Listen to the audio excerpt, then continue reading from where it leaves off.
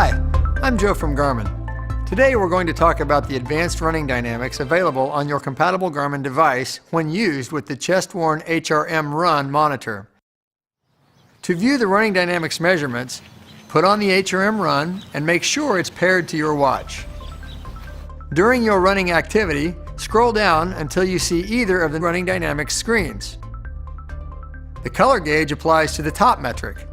The position of the pointer on the gauge indicates how your value compares to other runners.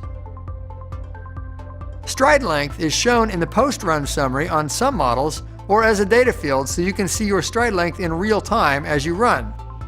After your run, you can review your stride length chart on Garmin Connect to see how your stride length varies with pace, cadence, elevation, or another metric.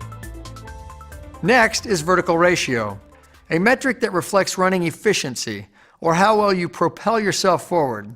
By the numbers, vertical ratio is your vertical oscillation, or amount of bounce, divided by stride length, expressed as a percent. It is a cost-benefit ratio for running. Stride length is the distance traveled horizontally. It is the benefit. This horizontal travel requires some amount of vertical motion that is not moving you toward your destination. It is the cost of traveling forward. So a low number for vertical ratio indicates a small cost for a large benefit. And that's right where you want to be for efficient running. Finally, there is ground contact time balance, a measure of your symmetry when you run. Most running coaches agree that a symmetrical running form is desirable. With your device, you can monitor the balance between your left and right ground contact time as you run. This metric is computed by dividing the ground contact time of the current step, left or right, by the total ground contact time of the last two steps, left and right. The data can be shown a couple of different ways based on the size of your data fields displayed on your watch. In this example, the runner is spending more time on the ground when on the left foot.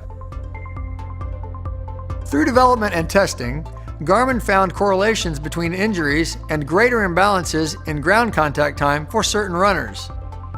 As with previous running dynamics metrics, Garmin has collected data from a range of runners of varying abilities and experience to determine typical ranges for these new metrics.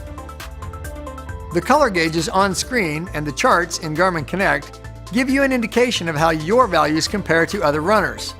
Select the question mark next to the charts on Garmin Connect for more information about the color gauges and to see how you compare to other runners.